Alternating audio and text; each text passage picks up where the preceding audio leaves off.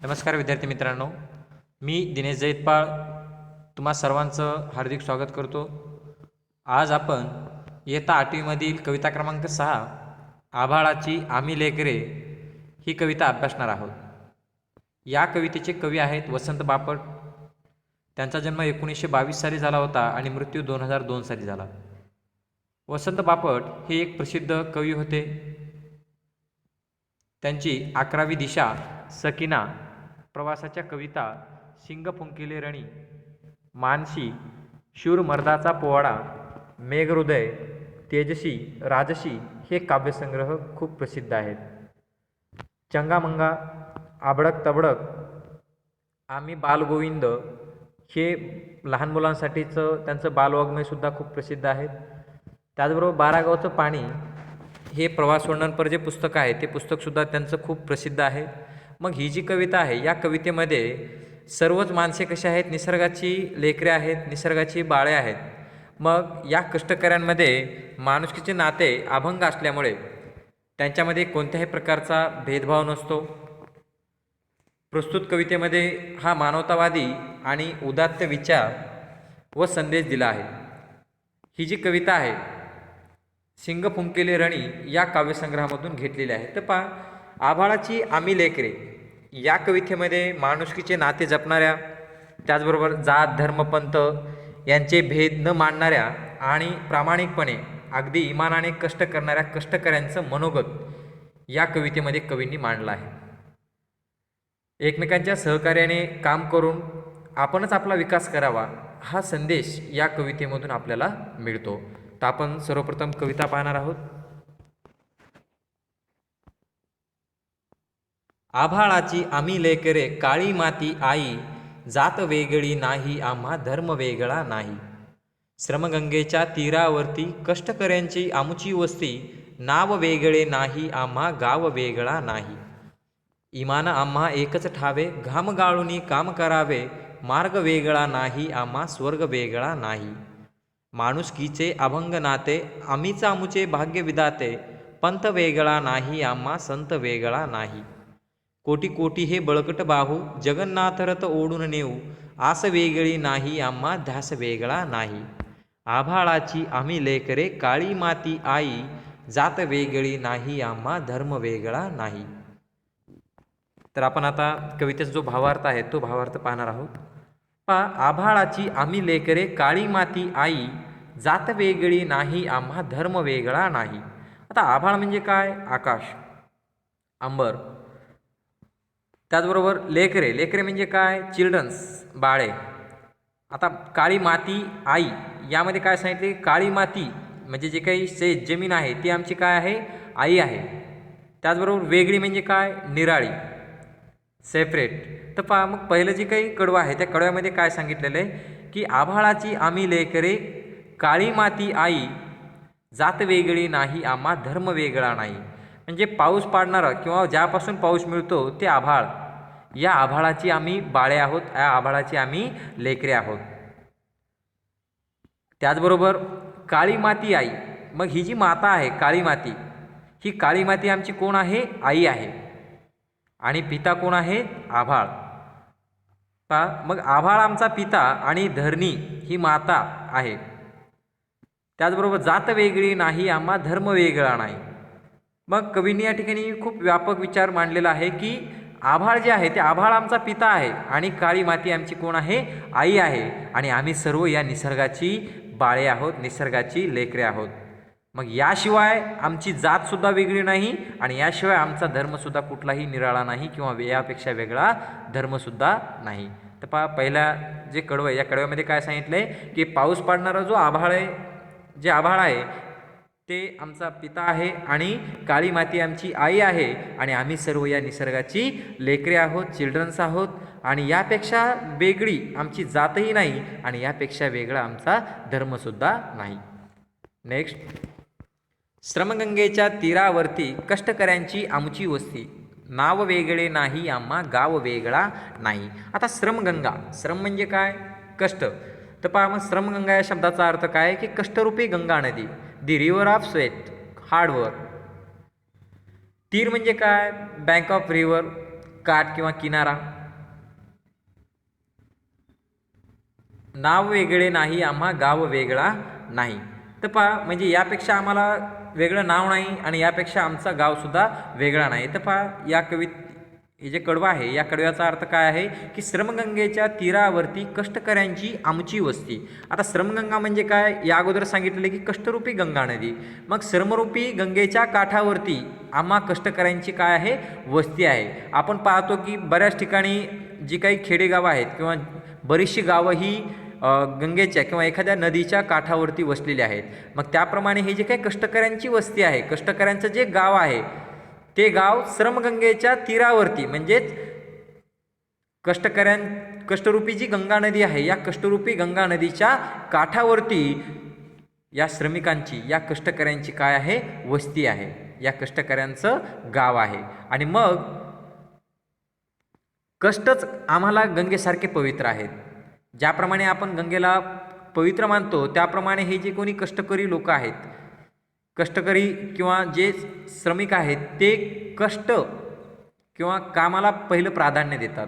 मग त्यांना कष्टच काय आहे गंगेसारखं पवित्र आहे. आणि त्यांनी सांगितलेले की आम्ही सर्व कष्टकरी आहोत,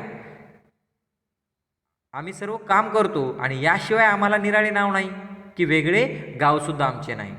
पहा मग श्रमरूपी जी गंगा आहे या गंगेच्या किनाऱ्यावरती आम्हा कष्टकऱ्यांची काय आहे वस्ती आहे आणि यापेक्षा वेगळं आमचं नाव नाही, आम्ही कष्टकरी आहोत. यापेक्षा वेगळं आम्हाला नाव नाही की यापेक्षा वेगळं आमचा गावसुद्धा नाही. त्यानंतर पाहूयात इमान आम्हा एकच ठावे घाम गाळूनी काम करावे, मार्ग वेगळा नाही आम्हा स्वर्ग वेगळा नाही.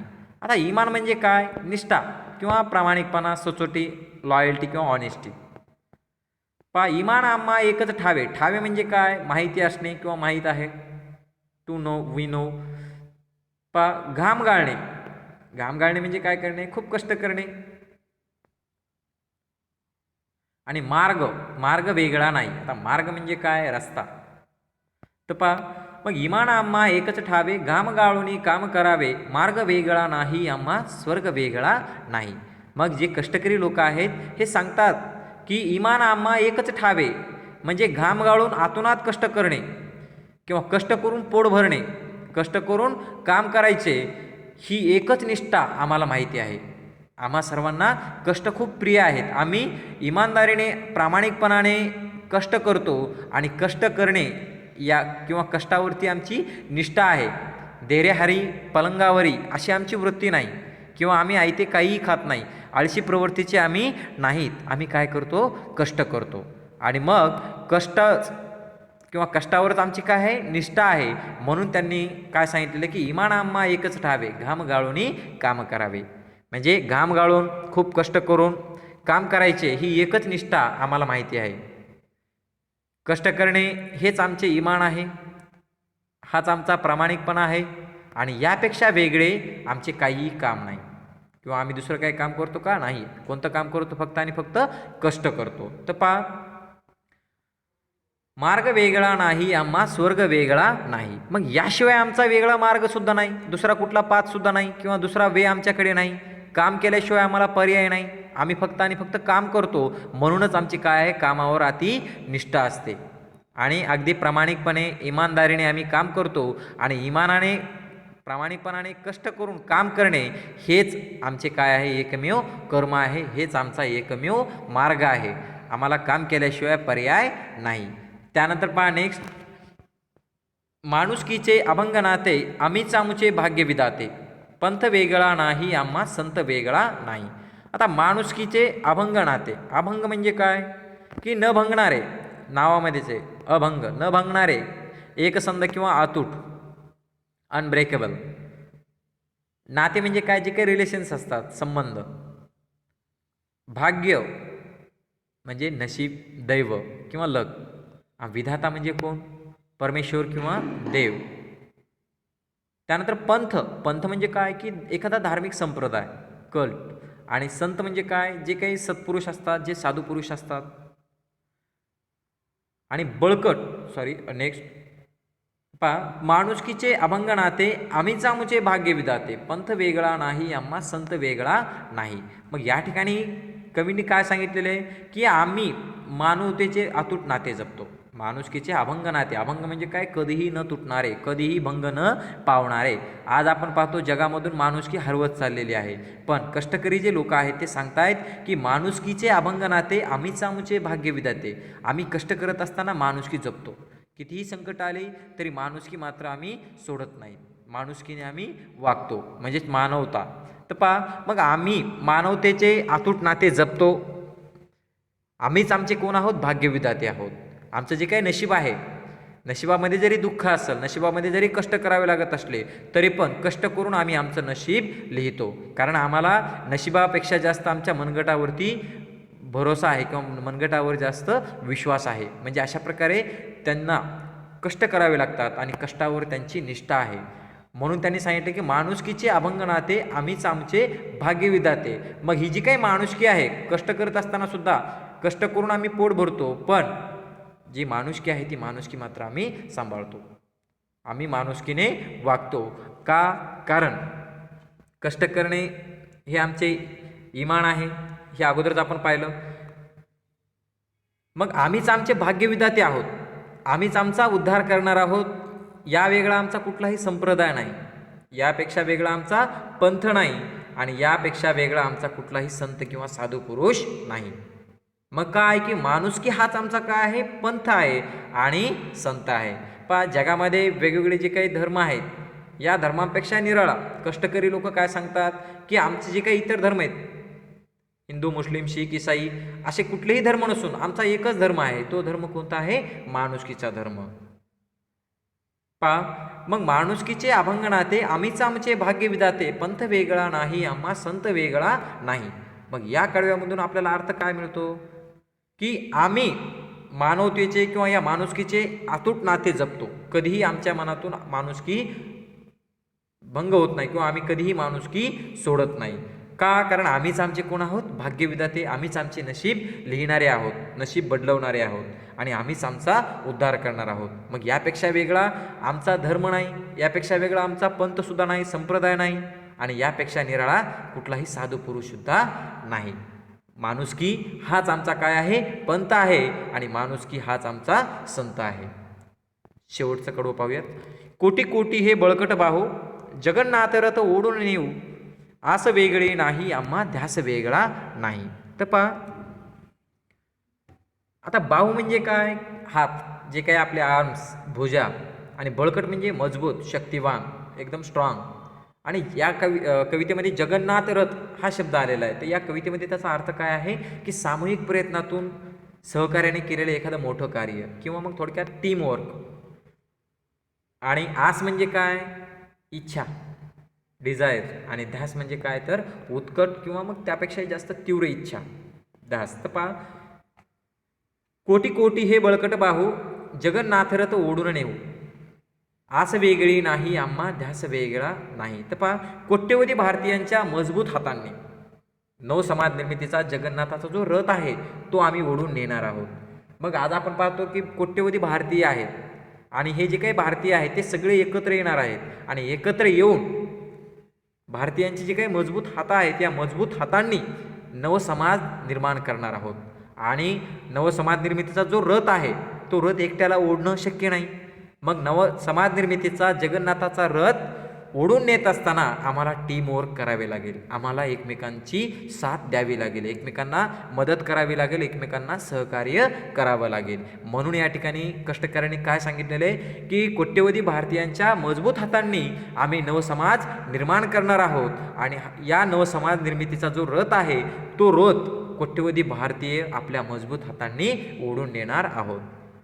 मग यापेक्षा वेगळी आमची कुठली इच्छासुद्धा नाही, आणि यापेक्षा वेगळा आमचा कोणताही ध्यास नाही, यापेक्षा वेगळा किंवा यापेक्षा वेगळी आमची इच्छासुद्धा नाही.